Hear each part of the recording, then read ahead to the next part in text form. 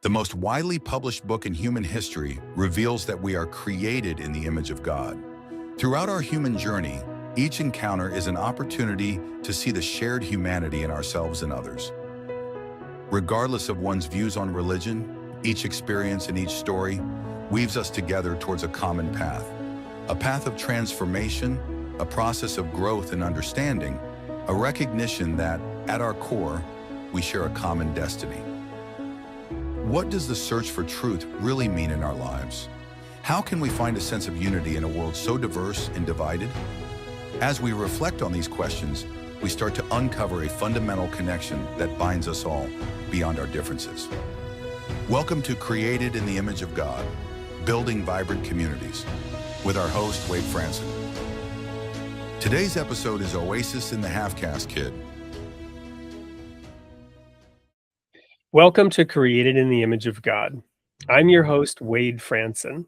I'm here with a fascinating British gentleman this morning. His name is Steve Chalke. I was just learning a little bit about his family history and an interesting coincidence that we'll unpack as we go through the show today. As we always do, we'll go into Mr. Chalke's background at the beginning of the show, but I just want to highlight that he is an esteemed theologian, if you will, pastor, Baptist pastor, who is working with an organization called Oasis. Because we've just met, and normally we do a little bit of pre-work, I don't have an official bio for him. So I'm going to let him introduce himself and what he does. But I'm just very honored to have him here in the studio this morning. Welcome, Steve. Thank you, Wade. You're very kind. I have to say that. So let me tell you just a little bit about what Oasis is. Yeah, I'm a Baptist minister and do theology. Because of that, I've published lots of books around theology and sociology and psychology, etc. But way back 40 years ago, when I was 40 years younger than I am now, I left the job that I had working for a church. I was the youth minister for them. Hard to imagine now, isn't it? But I was the youth minister at a large church, and I'd always wanted to, since being a teenager, on becoming a Christian, to set up a school for kids who didn't enjoy school and didn't get anything out of it, and a house for young people who'd not been loved or cared for, who'd been pushed pillar to post, who'd been fostered and dropped and fostered and dropped, a house for them to feel love and to know what love was, and a hospital. I can explain that more of that to you if you want to know. So I left my job in 1985. In 1985, in September, so exactly we're in the 40th year now. And I said to my young wife, we'd only just got married, I said, I want to leave my job. I want to go for this. And because she was only as old as I, we were still both in our 20s, she was naive, I was naive, and she agreed to this. So off we set. And the first thing we got going together was a house for young people aged 16, 17, 18, who've been abused, neglected, betrayed, let down. And we found this old house, hard work, with 16 bedrooms, and 16 young people moved in. And my wife, Cornelia, she said, why don't we call this house Oasis? Because we're creating Oasis for these young people here. So we set up a charity, what you'd call a 501c3, and we called it Oasis. And Oasis has grown since then and now works across England.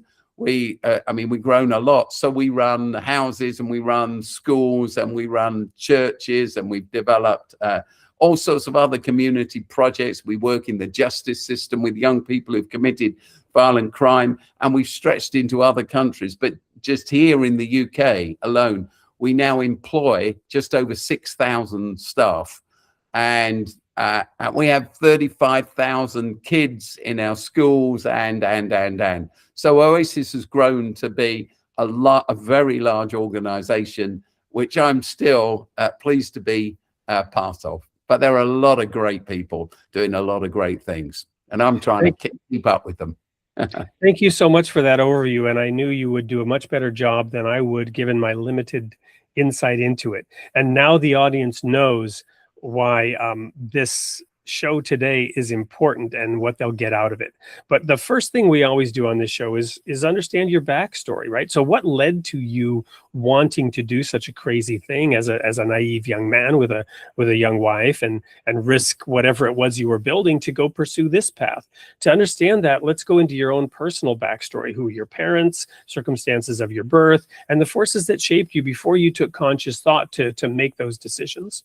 Yeah, well, my story is a simple story, really. I'm an Anglo-Indian. I'm half English, half Indian. My father was born in the city of Madras, which is in South India. It's called Chennai now. And he came here after the end of the Second World War because India had been part of the British Empire, you know, the empire where the sun never set, etc., etc. And at the end of the Second World War, Great Britain appealed to people living in its colonies, as we called them, they called them back then, to come and help rebuild the motherland. And people came from the West Indies and people came from various countries, a huge cohort from India. And my dad always said to me, the invitation was great. Come to England and help us rebuild. The welcome wasn't half as good as the invitation. My dad was very dark-skinned, South Indian with a very dark skin. And when he arrived, he found that the streets of South London, where he ended up, were ones filled with racial prejudice. So he struggled a lot. He struggled to find employment that paid very much. In the end, he met my mum, who was very white indeed. If my dad was almost so dark brown, my mum was one of those people who, if she went out in the sun, would go bright red and blotchy. And they found one another and they got married. Her family, some of her family, really struggled with the fact that she married a black man, as they saw it, a very dark-skinned man, and they distanced themselves from her in various ways. But I am the first of 4 siblings. I was born into that. My nickname when I was at school was half caste, which was a term that was thrown at people that weren't one race or the other here, in between. I remember. Yeah, there's that famous song by Cher, Half Breed. I don't know if you know that song. Yeah. Half breed. I had a girlfriend much later on when I was a late teenager, and she eventually dumped me, and she said that her parents had told me that she needed to, because if she fell in love with me and married me, our kids would be throwbacks and half-breeds. I remember walking up the street with my dad, and people literally crossed to the other side of the street to avoid talking to him or encountering him. So the truth is, we grew up in poverty, and that's what shaped me. I knew what racism was all about. And because my dad struggled to find employment, my mum left school very early. We grew up poor. My parents never had a bank account. They never had a car. We never went on a holiday. We never went to a restaurant. We never did any of those things. It's not that it was a bad childhood. It was fantastic. I never doubted that my mum and dad loved me. But it was childhood without opportunity.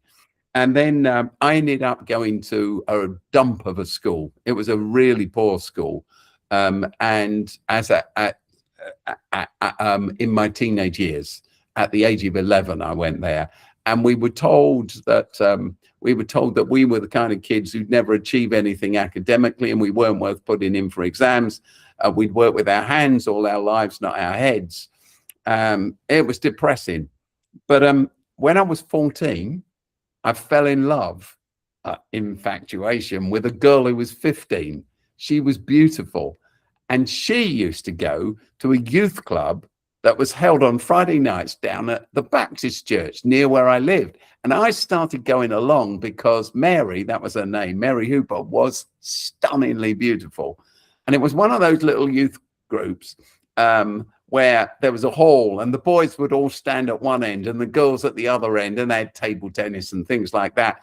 But there wasn't much social interaction because we didn't know how to do that. So the boys would just stand and stare at the girls all evening long, and the girls would stand in the far corner giggling and talking to themselves. But after some weeks of ogling at Mary every single week, every Friday night, she sent her best friend across to see me and my best friend. And she said, Mary wants me to tell you that you're ugly. And that night, I wandered home totally crestfallen, this little 5-6 minute walk home, crestfallen by the fact that Mary, the object of all my desire, thought I was ugly. And you know, Mark Twain once said, there are only two important days in your life, the day you're born and the day you discover why. And this was the night I was to discover why. Because as I wandered home, I thought, I'm never going back to that church, that youth group, because it's too embarrassing with Mary Hooper. But then it suddenly occurred to me that the story they told you down at that youth group in little epilogues, you know, that the leaders would lead an epilogue. The story they told me was a whole lot better than my school story. My school story was, you never amount to much. You're not worth educating. At the church, they told me that I was made by God, that my life had meaning and purpose, even if I never discovered what it was. And so on that night, Wade, I remember deciding I was going to go back next Friday, even if Mary Hooper wouldn't speak to me. It was worth going back. And then I decided this.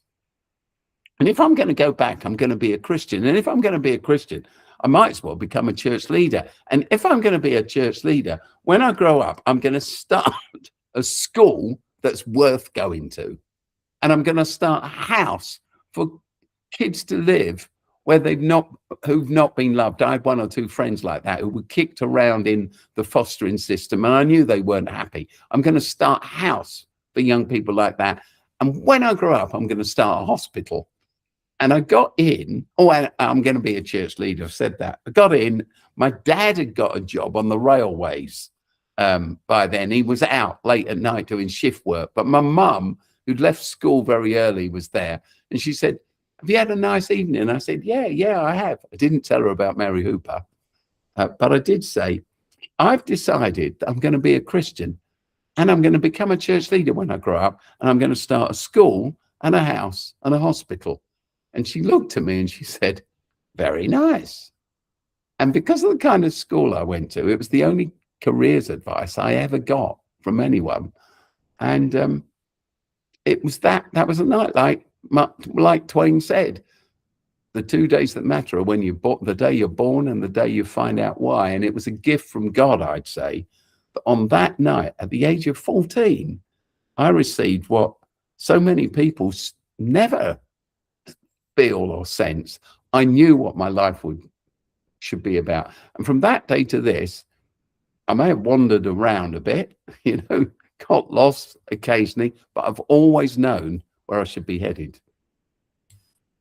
Well, Steve, that's just an amazing story. So well told, so compact, perfectly segueing into the commercial break, which will be a video about who you are today. But I have to make a couple of comments before we go there. The first one is, Mary Hooper, your loss. The second one is that you don't know this about me, but when I was a child, I didn't have the black skin or the half-breed problem, but I had immigrant parents. My father from Sweden. I was born in Canada, actually. My mother Canadian. My grandfather was British, so through the grandfather line, could actually have a British passport if I pursued it, which might be something interesting given current world affairs. But anyway, the point is, my parents' marriage ended in a nasty divorce. My mother was given full custody.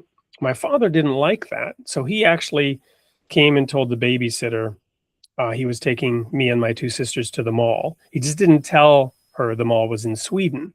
He smuggled us out of the country, and the Swedish courts awarded him custody.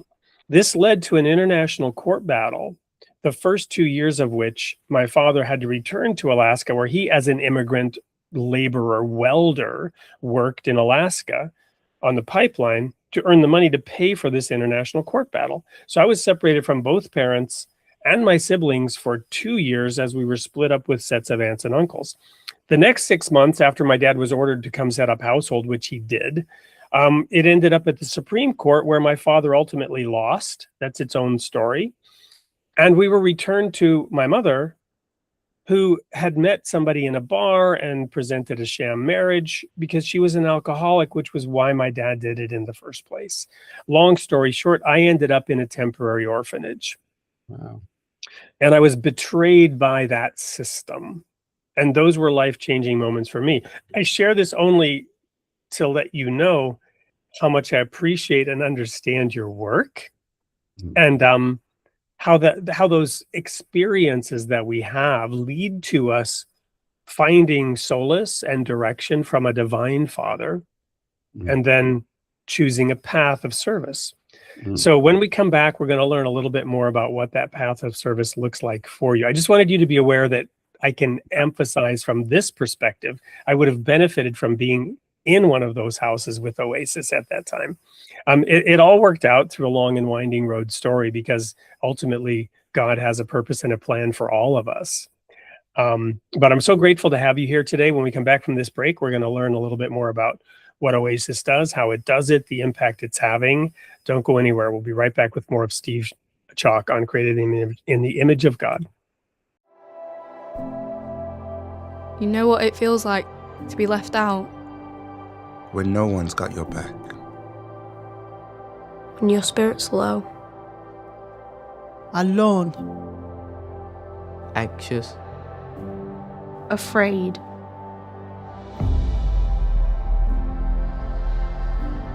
But we can't accept that. Where there's injustice, fight it. Where there's hate, Bring hope. Where there's division, create community. So what are you gonna do? to show someone you care. To reach out your hand. To pick someone up. To get stuck in. To build a better future. We are Oasis, and together we won't stop until no one is left out.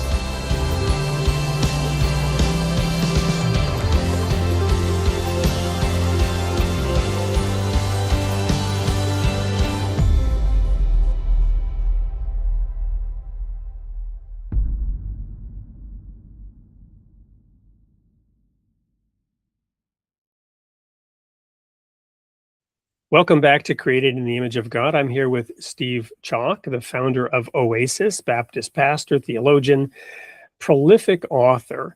We learned about his Mark Twain moment that shaped his life and gave him direction, and how realizing he was created in the image of God with a purpose, he set off on a life's mission.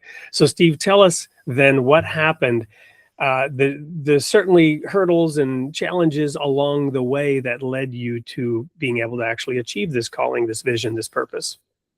Well, the funny thing is that where I lived, there was a theological college, a Baptist theological college just up the road, that was started by a famous Baptist preacher called Charles Spurgeon. And he'd begun this thing, and literally it was 5-10 minute walk up the hill from where I lived. So knowing that I needed to become a church leader, one day I set off.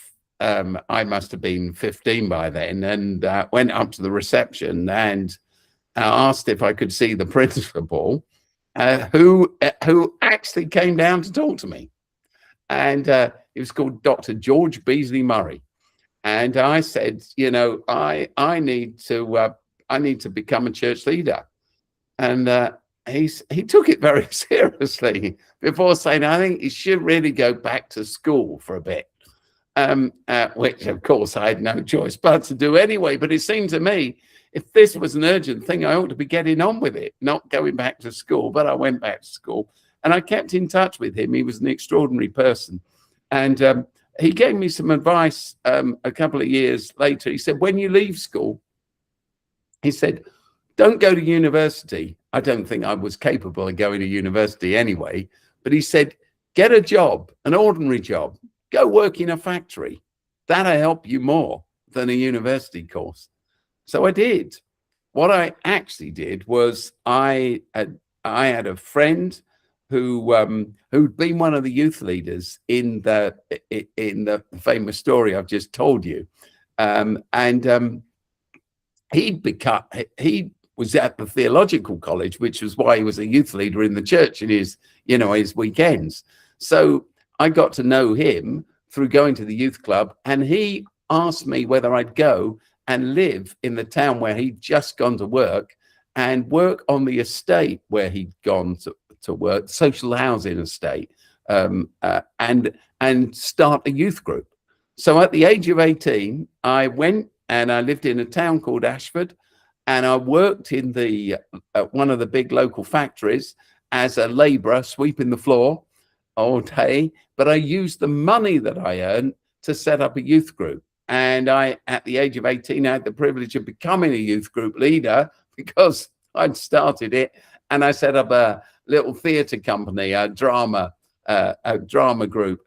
And I did that for 2 years. And then I applied to go to Spurgeon's College to study theology. And they said I was too young. I was 20 then. So they sent me to another church to work for a year with somebody else. And so I went off and I did that for a year, and then I applied and I got into college. But the extraordinary thing for me, very happy thing, is that at the end of 4 years of doing theology, or perhaps not doing theology, I spent more time playing pool than doing theology, if I'm honest. But at the end of those 4 years, the guy that I'd worked for the year before going, his name was David Beer. He asked me if I'd go back and be his assistant minister. So I had this job lined up. I worked at the church with him for 4 years. And it was him who I eventually said, look, David, it's been great being here, but I've got to leave because, I've got to start a school and I've got to start a house and I've got to start a hospital. So will you let me go? And after 4 years, I set off on September the 1st, 1985, without a salary. And this young wife, Cornelia, my wife, we set off, not really knowing what was going to happen or whether we'd ever survive. But Oasis began. Amazing. So this calling, this vision to work with these people obviously came from that place of you and your experiences as a child, as well as your heritage and how others looked at you. But there's a deep spiritual connection to this little verse that talks about pure and undefiled religion before God, right? To visit the widows and the orphans in their affliction and to keep oneself unspotted from the world. Was this part of the impetus, or was it more just sort of an awareness? Well, that's a very good question. I'm not really sure what the answer is, but I've often said to people, the strange thing is the church through which I became a Christian, gave my life to following Jesus, was their gospel was very much, pray this. I became a Christian, gave my life to following Jesus. Was their gospel was very much like this eternal insurance policy. It's going to be tough through your life. You're going to have to sit through a lot of church services. Policy you can ever make. So it was all about what's going to happen to you after you die. If you were to die tonight, where house and a school, etc., etc. And all I can say about it is this, because I kind of believe. Before I understood so much of this, and then before I'd been preached at, I knew that my life's mission was to work with people in the here and now. I didn't need to leave it until it wasn't about life after death. It was about life before death and life for others. And I think the best I can say in trying to self-analyze is the upbringing I'd had. I'd lived through poverty. I had seen extreme poverty. Our house had no heating. For instance. But I'd seen my mum and my dad, they were never angry. They weren't bitter. I'd seen them slog and work, but I knew what poverty was. I knew what it was to be counted out at the age of 11 as a child, not worth educating. I'd seen the impact on some of my friends, and I knew that these things weren't right. I knew that poverty wasn't right. I knew that racism was wrong. I knew that it was dreadful for a child not to be loved.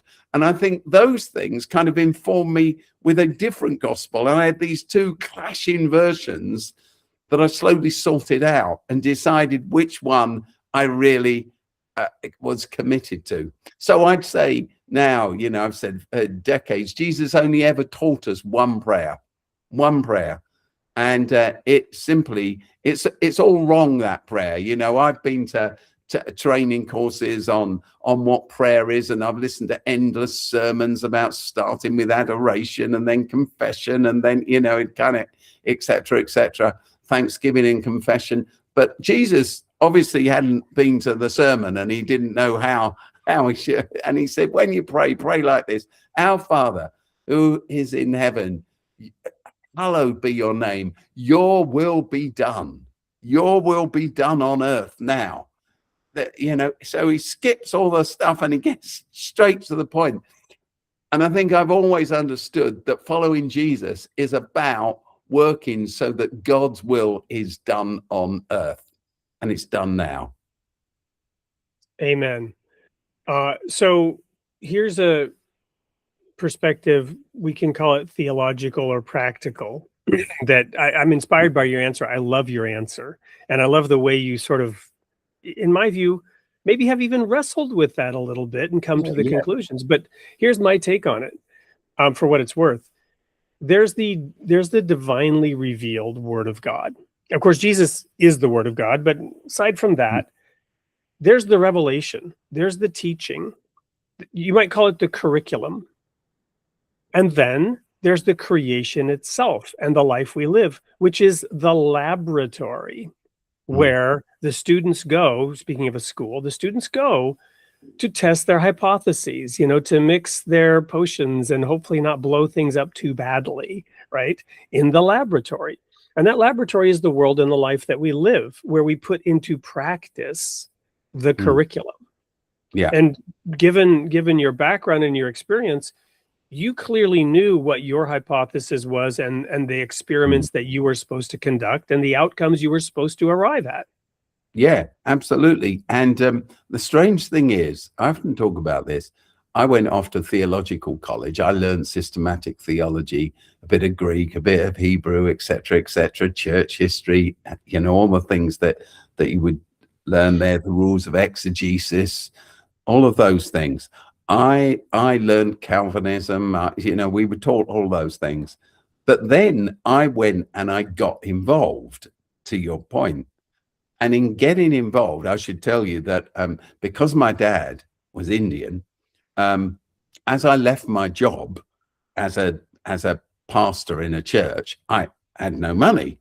And somebody said, look, Steve, if you ever want to get this thing Oasis really going in the UK, every time you get a chance to earn a piece of money, you've got to earn it because you've got a wife. And by then we had 2 little children, a toddler and a baby. You better go earn that money because you've got a responsibility to them.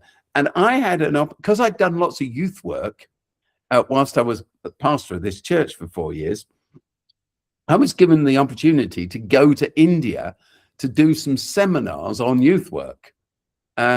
So I was being paid for it. And it was a chance to go to my father's homeland. So off I went. And I arrived in Bombay, now called Mumbai. Well, actually now called Bombay and Mumbai, you know, that kind of thing. And I was utterly blown away by the poverty I saw.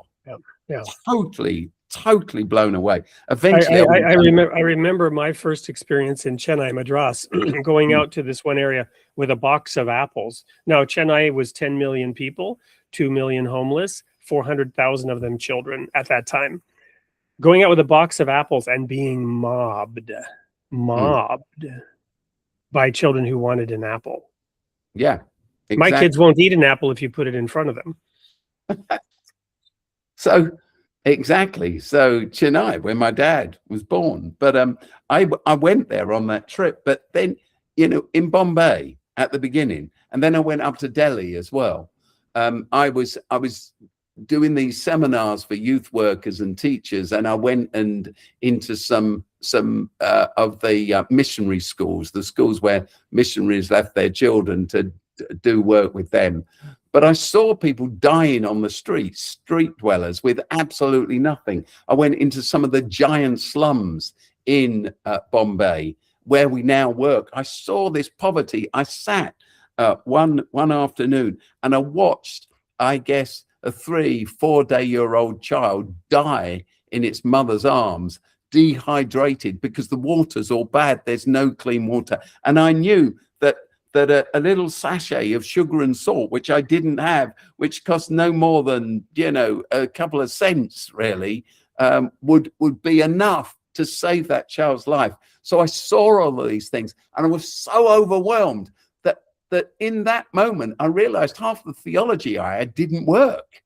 I mean, this thing, it's all in God's timing. The Lord wants this person more than they're needed there. Their time is done. Their work is done. It's what God wants. God is on our side. I'm thinking, if you claim to be love, God, it's a pretty broken version of love. And I'm a broken person. I really am. But I think I could do a better job than you're doing if I had the power that you say you have.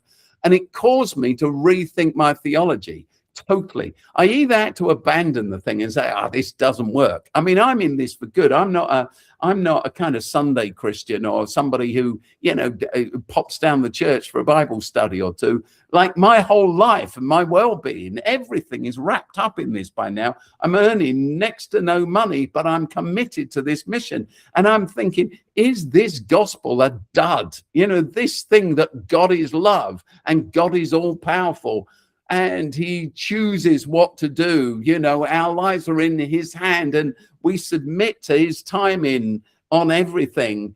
Well, it just didn't ring true. It's a nonsense, isn't it? And so I had to either abandon this or rethink it. And in actual fact, you can't con yourself into rethinking things. You can't come up with half-baked ideas that don't really work, but get committed to them anyway. You've really got to work it through. And that was it was a dreadful time, but I would say it was the beginning of my reconstruction of my faith, in which now I comfortably sit.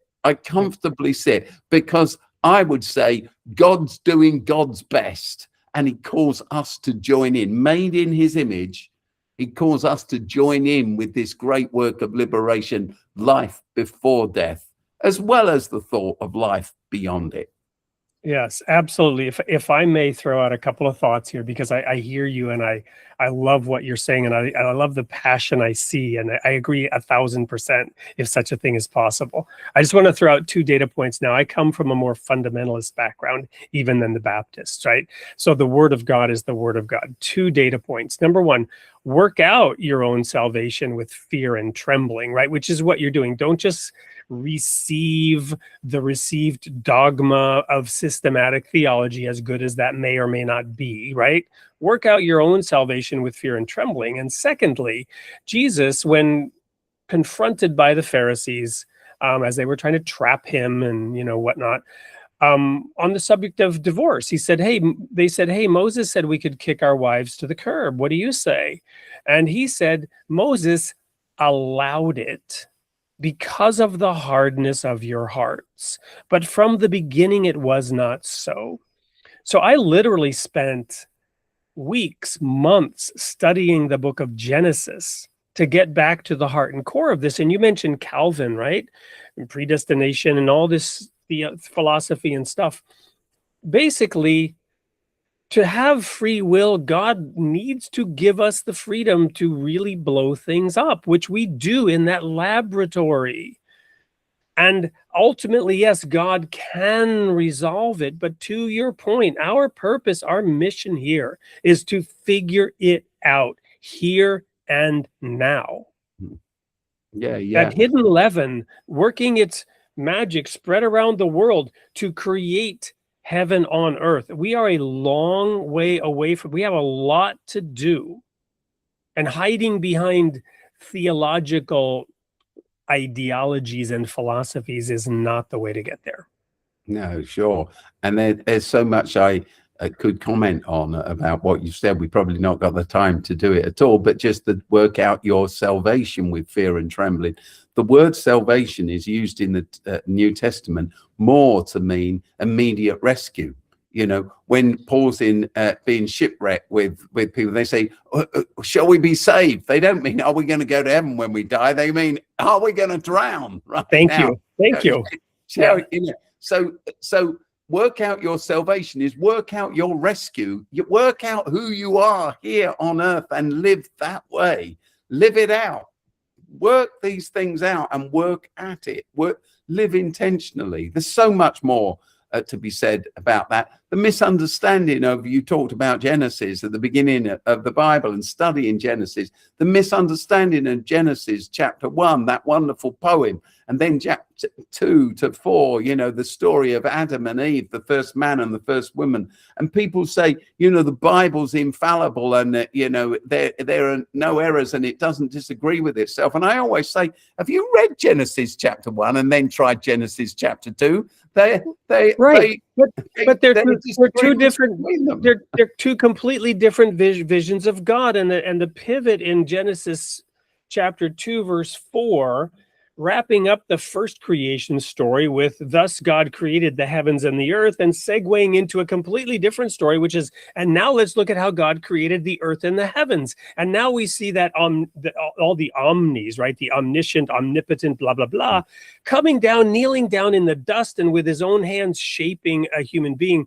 Mouth-to-mouth resuscitation, breathing in life, taking a rib, creating a woman. This shows a God that's intimately involved versus standoffish. And they're two radically different views of God. Views of God and orders of creation, even. Right. And, you know, the interesting thing is that there is no Jewish rabbi, you know, the Jewish rabbis record their thought and their commentary and have done that through the centuries back, you know. So just in the century after Jesus, Akiva, the great rabbi, was involved in the writing and the putting together of what's called the Mishnah, all of the thought of the scribes and the rabbis before Jesus, or the scribes before Jesus and the rabbis on. So you can always appeal back and say, how did this rabbi understand it? How did this teacher understand it? No Jewish scholar dating right back to way before Jesus ever understood the story of Adam and Eve as the story of original sin. Never. Right.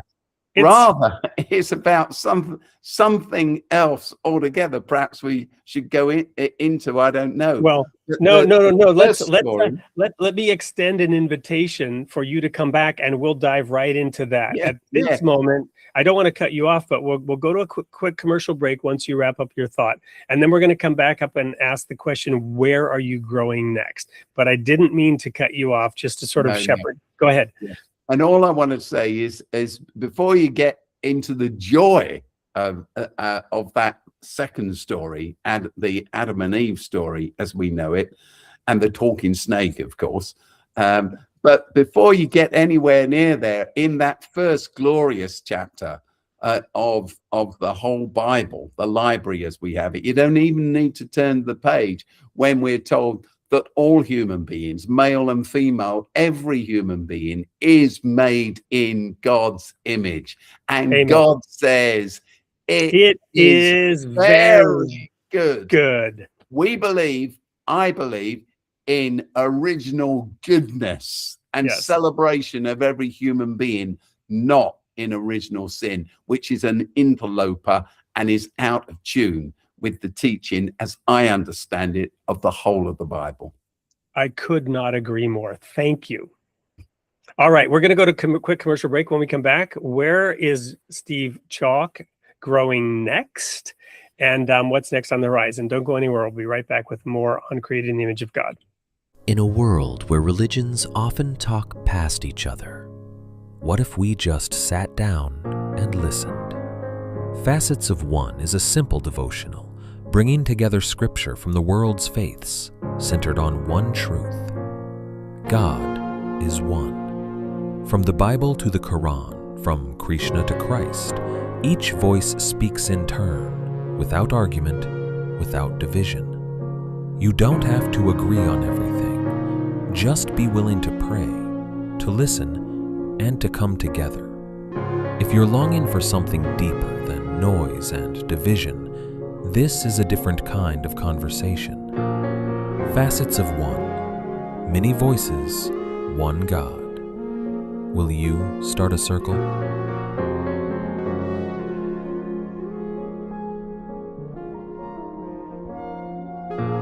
Welcome back to Creating the Image of God, where the little, those sand timers where the sand is dripping down. It's rapidly dripping. There's not enough left to really fully unpack everything. But Steve, where are you growing next? What's next on the horizon for Oasis, for you, given everything that we've covered today? Well, I think that Oasis across the world has grown into a very large movement, which in itself creates new opportunities. And I find at the moment in my life, there are more opportunities than ever to work alongside and sometimes in tension with government.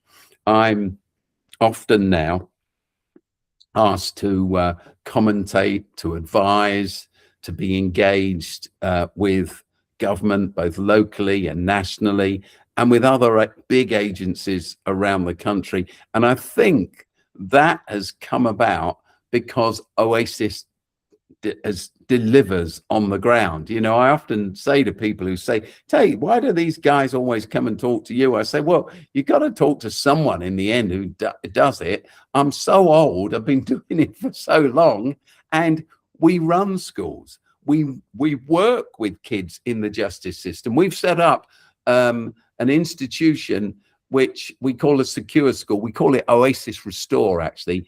And courts can sentence a young person to us, anyone over the age of 12 through to 18, for violent crime. So young people come to us who've murdered, who've attempted to murder. They come to us, young people who've raped others, serious drug dealers, etc., etc. And our job is to work with them therapeutically rather than in a penal fashion, because, I believe deep down, you cannot punish someone into living well. You cannot hurt someone to heal them. You cannot help anybody by hurting them. So we developed a whole model of therapeutic care that wraps people who've never been loved and never been held. Love, of course, has boundaries. Love isn't a soft mamby-pamby, do what you like thing. It's rather building trust, which then gives you the credibility to sit with a person and guide them and say, this isn't acceptable, etc., etc.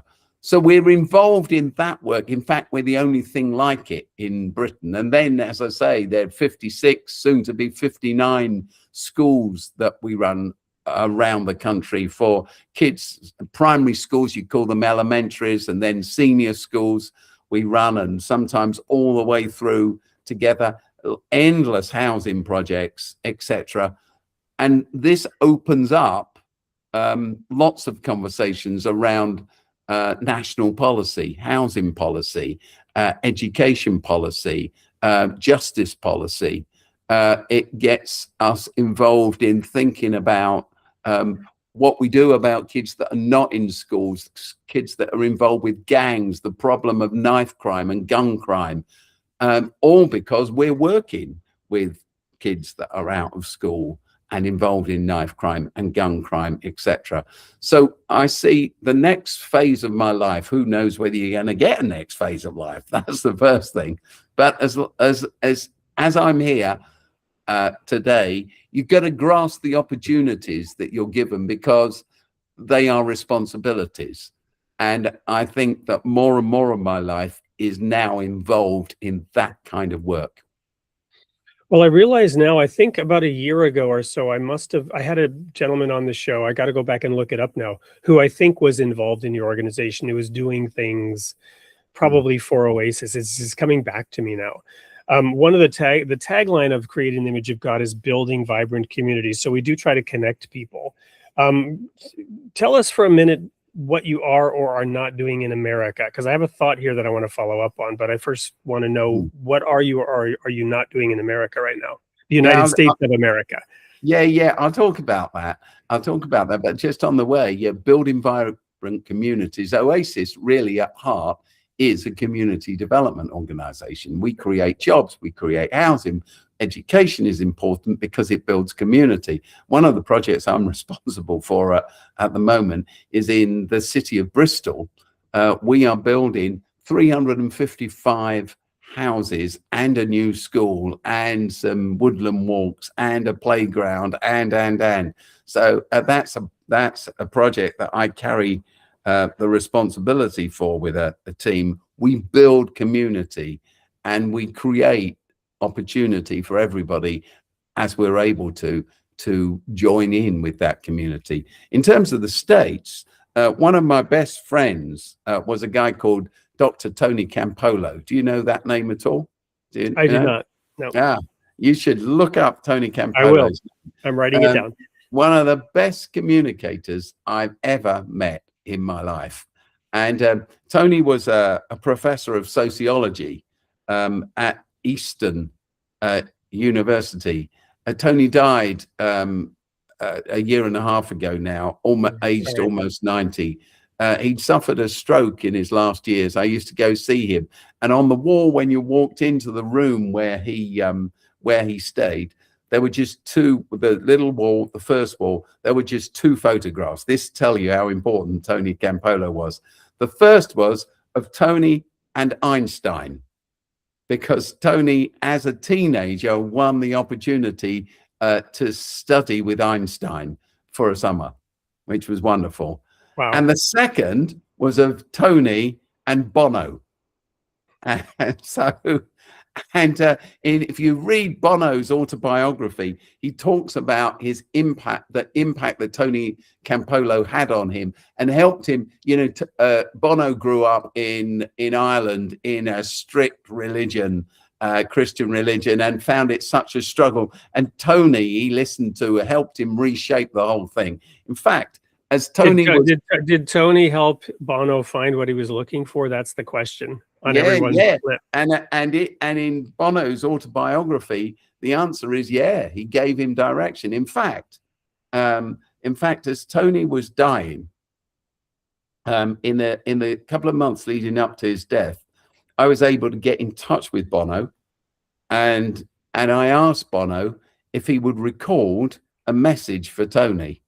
And he recorded a little 3-minute video for Tony, which was one of the last things that Tony ever watched in his life. Bono thanking him for the impact he'd made on so many people. Well, anyway, the point is Tony was a professor at Eastern University, which is in Philadelphia.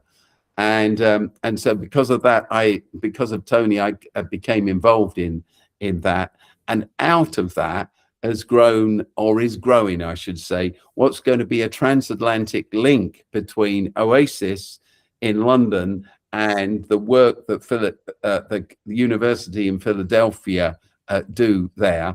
And this summer, for the first time, we have a group of undergraduate students coming from Eastern University to London, and we put together a course which is really about how you do Christ-centered mission in a post-Christendom and post-secularist environment.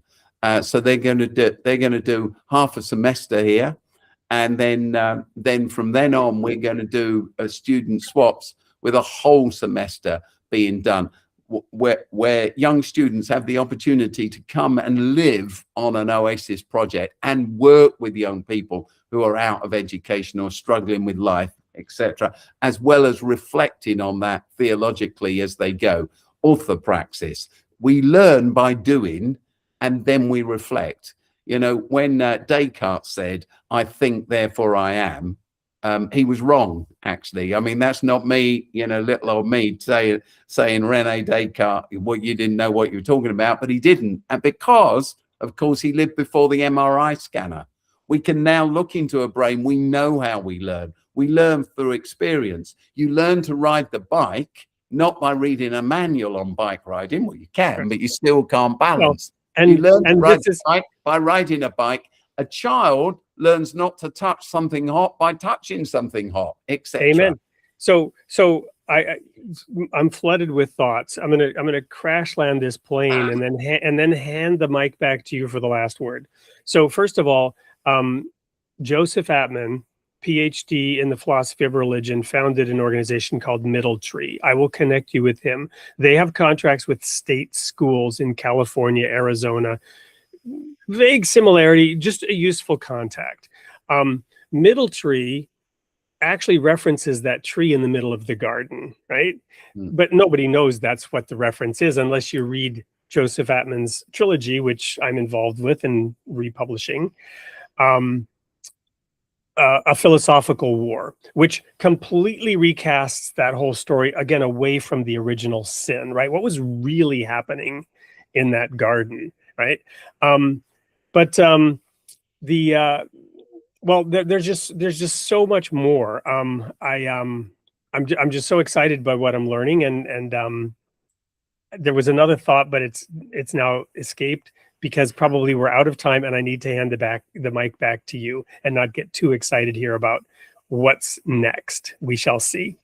Final words for our audience as we run out of time here today.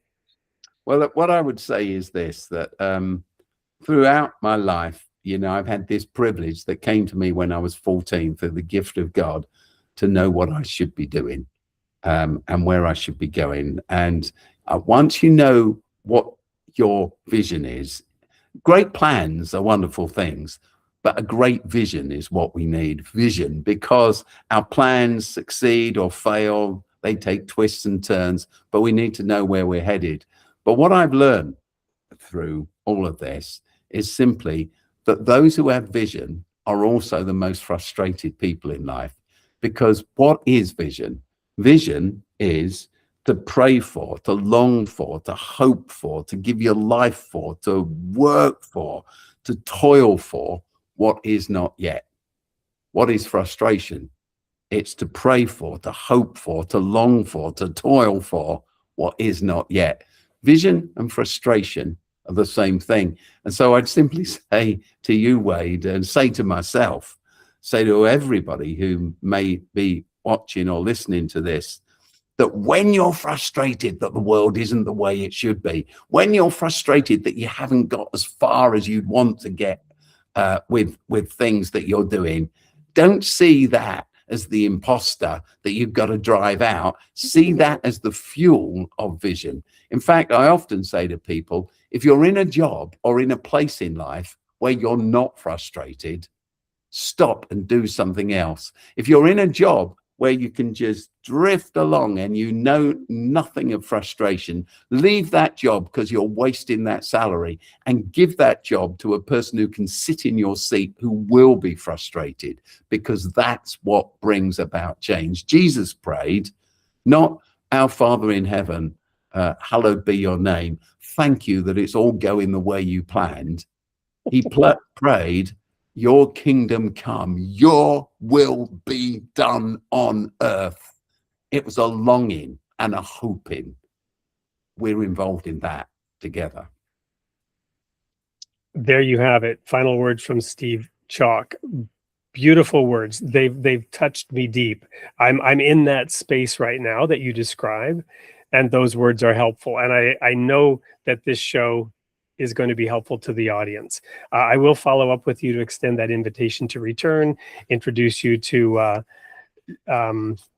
Joseph Atman. Who knows, there might be a connection there with Middle Tree. I do remember what it was I was going to share, but I'll do that offline. And simply say thank you. Thank you for your time in your busy schedule, for being here today. For the audience, stay tuned. There's a sneak peek of next week's show. And that's the final thing, except that I'm going to remind the audience, you are created in the image of God, and God loves his creation. We'll see you all next week. Next week on Created in the Image of God. Sunday, June 28th at 7 a.m. U.S. Central Time. Host Wade Franson interviews. Jason Heinrichs, author, entrepreneur, and founder of the Wake Up Jesus People movement. He shares why he walked away from building his own kingdom to focus on building God's, from sacred habits and spiritual discipline to finding greater peace, purpose, and joy in everyday life. And then on Tuesday, June 30th at 8 p.m. Central Time, host Wade Franson interviews David Truong, author, deacon, and corporate attorney. He reflects on his journey from communist Vietnam to the United States and the faith that sustained him through loss, uncertainty, and new beginnings. From escape and survival to gratitude, redemption, and discovering God's purpose through adversity. Join us live this week, Tuesday and Sunday.